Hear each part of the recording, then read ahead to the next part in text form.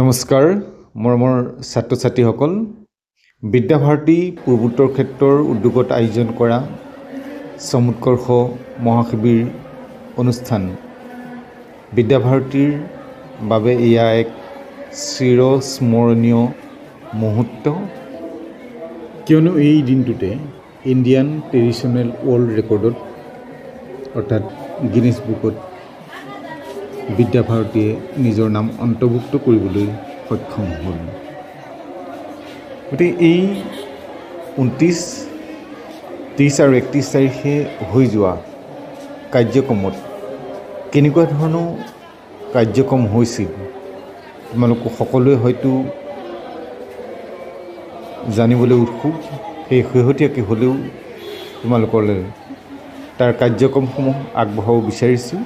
ভিডিঅ'টিৰ আৰম্ভণিৰ পৰা শেষলৈকে চাবা। প্ৰায়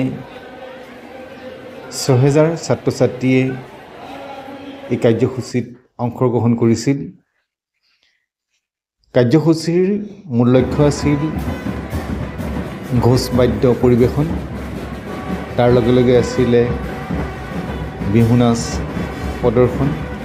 1000 ছাত্ৰীয়ে একেলগে বিহু নাচ প্ৰদৰ্শন কৰিলে।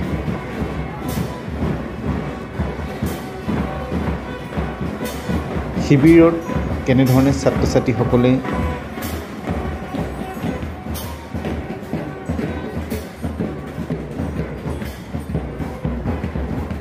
সময়বোৰ পাৰ কৰিছিলে এয়া এটি শিবিৰৰ দৃশ্য। এনেকুৱা ধৰণৰ বহু শিবিৰেই ইয়াত আছিল। ইয়াৰ প্ৰথম অৱস্থাত শিবিৰৰ শেষৰ ফাললৈ সম্পূৰ্ণ ছাত্ৰ ছাত্ৰীয়ে গৃহটি ভৰি পৰে। এটা ভাল লগা পৰিৱেশ, আনন্দমুখৰ পৰিৱেশ। স্বতঃস্ফূৰ্তভাৱে ছাত্ৰ ছাত্ৰীসকলে যেন নিজৰ নিজৰ কামত ব্যস্ত হৈ পৰে। ইয়াৰ পাছতে উন্মোচন কৰা হয় প্ৰদৰ্শনীৰ দুৱাৰ। বিভিন্ন ধৰণৰ বিষয়বস্তু ইয়াত দাঙি ধৰা হয় প্ৰদৰ্শনীৰ দ্বাৰ উন্মোচনৰ পাছতে আমি কেনেকুৱা ধৰণৰ বস্তুবোৰ প্ৰদৰ্শনীত দেখুওৱা হৈছে, যেনেধৰণে সংস্কৃত বিষয়ৰ বিষয়বস্তুক লৈ প্ৰদৰ্শনী, বস্ত্ৰক লৈ বিদ্যাভাৰতীৰ বহু পাঠ্যপুথিক যিখিনি সহজে আমি লাভ কৰিব নোৱাৰোঁ,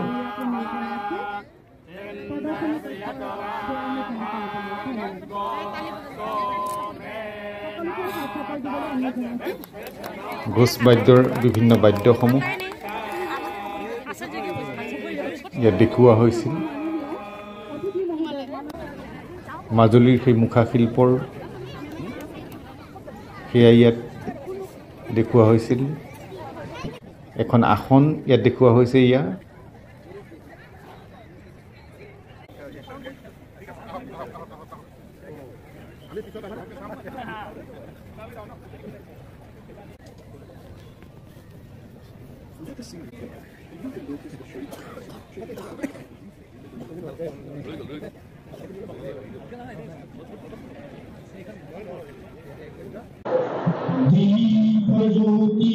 ইয়াৰ পাছতে প্ৰাৰ্থনাৰ মূল সভাৰ বন্তি প্ৰজ্বলন কৰা হয়। মূল সভাৰ বন্তি প্ৰজ্বলনৰ পাছতে দীপ প্ৰজ্বলন মন্ত্ৰ আৰু বন্দনাৰে মূল কাৰ্যসূচীভাগ আৰম্ভ কৰা হয়।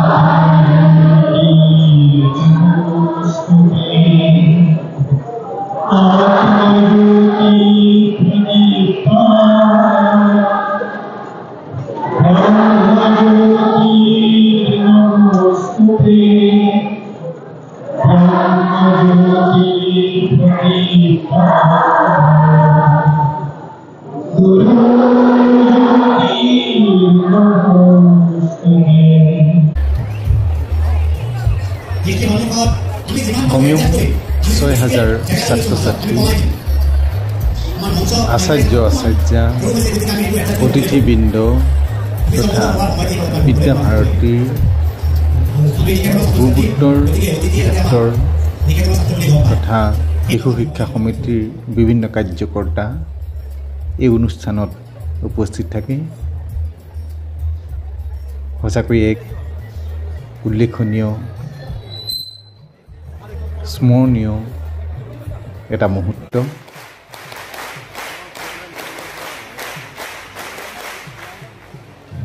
Thank you. We request the pleasure of Shri PVSLN Murthy Sir's company on the stage for the welcome speech.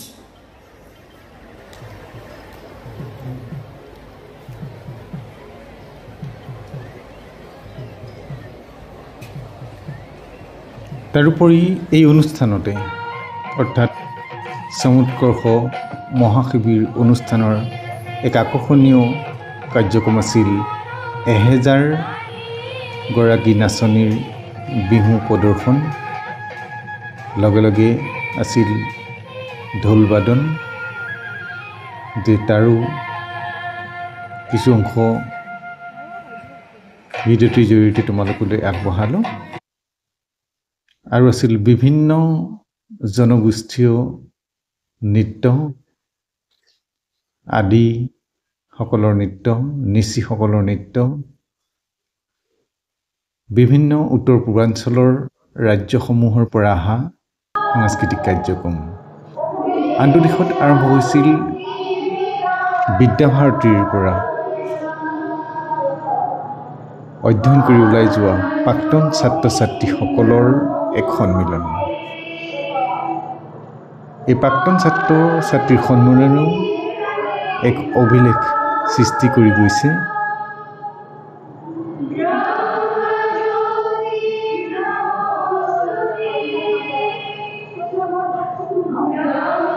বহু অতিথি তথা বহু ছাত্ৰ-ছাত্ৰীৰ সমাৱেশ ঘটিল এই প্ৰাক্তন ছাত্ৰ-ছাত্ৰীৰ সন্মিলন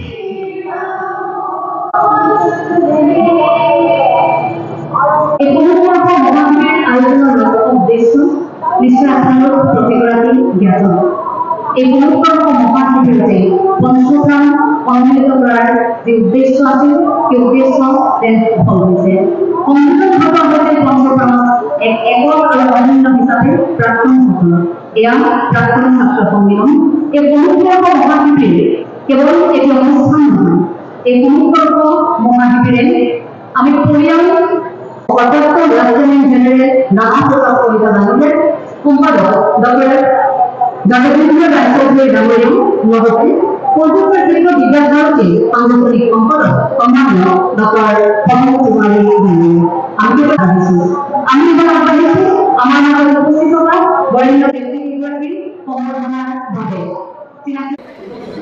তাৰ লগে লগে চলি থাকিল শাৰীৰিক যোগ ব্যায়াম সূৰ্য নমস্কাৰ ঘোষ বাদ্য প্ৰদৰ্শন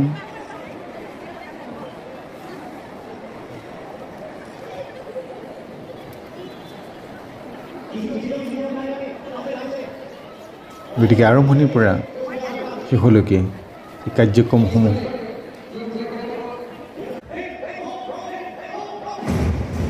উপভোগ কৰিবৰ বাবে বিশেষভাৱে অসমৰ মুখ্যমন্ত্ৰীদেৱক আমন্ত্ৰণ জনোৱা হৈছিল লগতে বিদ্যাভাৰতীৰ ভূগোত্তৰ ক্ষেত্ৰৰ বিষয়ববীয়াসকল উপস্থিত আছিল যি অনুষ্ঠানে সকলোৰে মন চুই গ'ল গতিকে আজিলৈ ইমানতে সামৰিছোঁ চেনেলটোত যদি নতুন এবাৰ ছাবস্ক্ৰাইব কৰি বেল আইকনটো প্ৰেছ কৰিবা তেতিয়াহ'লে পৰৱৰ্তী ভিডিঅ'সমূহ লগে লগে লাভ কৰিবা